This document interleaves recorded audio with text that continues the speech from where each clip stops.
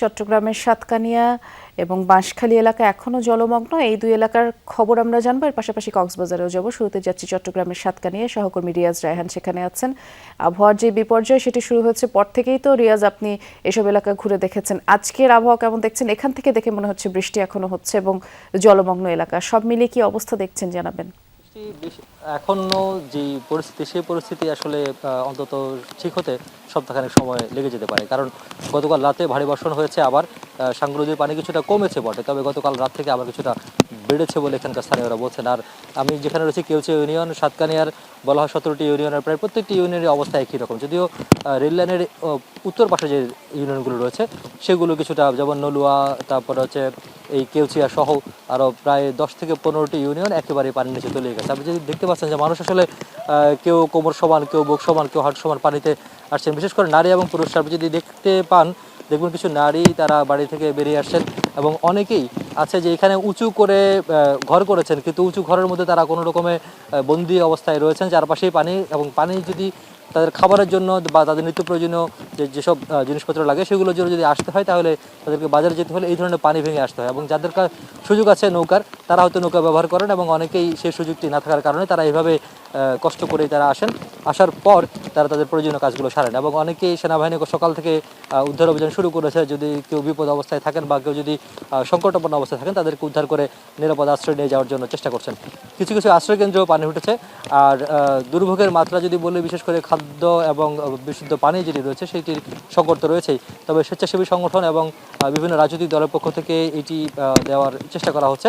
এবং ঠিক তালিকা করে যেখানে যেখানে অতি প্রয়োজন সেখানে আগে দেওয়া হচ্ছে, তারপর থেকে সেইভাবে ধীরে ধীরে দেওয়া হবে বলে জানিয়েছেন এখানকার। তবে স্থানীয় প্রশাসন থেকে বলা হয়েছে, তারা সরকার শীর্ষ পর্যায় থেকে নির্দেশনা পাওয়ার পর তারা কাজ শুরু করেছেন এবং বিভিন্ন অঞ্চলগুলো তারা খোঁজখবর নিচ্ছেন, সেখানে যার যতটুকু প্রয়োজন পর্যাপ্ত সহযোগিতা যাতে করা যায় সেই ব্যবস্থা তারা করছেন।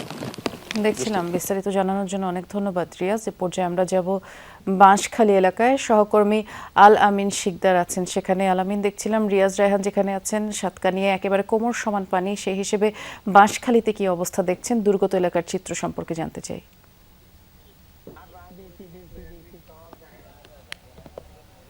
বৃষ্টি গতকাল রাত থেকেই ভারী যে বৃষ্টিপাত টানা 5 দিন ধরে চলেছে, সেই জায়গাটি থেকে বৃষ্টিপাতের পরিমাণটা কমে এসেছে। আমরা দেখছি যে হালকা থেকে মাঝারি বৃষ্টিপাত হচ্ছে। এই যে গতকাল রাত থেকে যে থেমে থেমে বৃষ্টিপাত, সেই কারণে কিন্তু পানি এরই মধ্যে নামতে শুরু করেছে। তবে এই যে প্রবল বর্ষণ, সেই সময়টাতে সব থেকে বেশি ক্ষতিগ্রস্ত হয়েছে বাঁশখালীর বেশ কয়েকটি ইউনিয়ন। বাঁশখালী উপজেলার আমরা যে ইউনিয়নটিতে রয়েছি সেটি হচ্ছে সনুয়া। সেই সনুয়ার 2 নম্বর ওয়ার্ডে আমরা রয়েছি। এমন এই ইউনিয়নের 1, 2, 3, 5, 6, 7 এই কয়েকটি ওয়ার্ড কিন্তু বেশি ক্ষতিগ্রস্ত হয়েছে। এই যে ঘরটি দেখেছেন সেটি একেবারে মাটির তৈরি একটি ঘর ছিল, উপরে শুধু টিন এবং ছন দেয়া। সেই ঘরটি ভেঙে গেছে। এমন বেশ কয়েকটি ঘরের দৃশ্য আমরা কিন্তু এর আগেও দেখে এসেছি। পানি নামতে শুরু করার কারণে কিন্তু আমরা দেখছি যে এই যে ক্ষতির যে দৃশ্যমান, সেটা ধীরে ধীরে দৃশ্যমান হচ্ছে। ক্ষয়ক্ষতির যেগুলো হয়েছে, এখানে প্রথম দিকে কি পরিমাণ পানি এসেছিল? পানি আরো 2 ফুট বেশছিল আগে, এখান থেকে 2 ফুট বেশছিল, এখন কমছে, কিছু কিছু কমছে। আপনার ঘর কিভাবে ভাঙলো? ঘর ভাঙছে আরো 2 দিন আগে। 2 দিন আগে, জি, যখন পানি বেশি ছিল। বেশি ছিল। আমরা কথা বলছিলাম এই ঘরটি যার, তার সাথে এই বাড়ির ভিতরে আরো বেশ কয়েকটি ঘর রয়েছে, সেগুলো বেশিরভাগই আমরা দেখছি মাটির তৈরি। সেই মাটির তৈরি ঘরগুলো দেখা যাচ্ছে ভেঙে গেছে। এই যে ইউনিয়নটির খবর আমরা বলছিলাম, বাঁশখালীর সনুয়া ইউনিয়ন, সেই সনুয়া ইউনিয়নের মতোই এখানে আরো বেশ কয়েকটি ইউনিয়ন রয়েছে, গন্ডামারা, পুইছড়া। সেই ঘরগুলোর, সেসব ইউনিয়নের অন্তত 1000 খানেক পরিবার এখন পানিবন্দী অবস্থায় রয়েছে। তাদের ঘরের চুলা পর্যন্ত পানিতে নিমজ্জিত।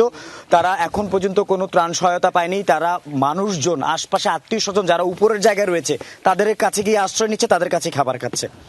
দুর্ভোগে রয়েছেন তারা, দেখছিলাম। ধন্যবাদ আলামিন। এ পর্যায়ে আমরা কক্সবাজারে যাচ্ছি, সহকর্মী এহসান আল কুতুবী অনেকক্ষণ যাবত অপেক্ষা করছেন। ভারী বৃষ্টি কমলেও তো এহসান, এখনো কক্সবাজারের নিম্নাঞ্চল প্লাবিত, ত্রাণ সহায়তা ঠিকঠাক মতো পৌঁছাচ্ছে কিনা?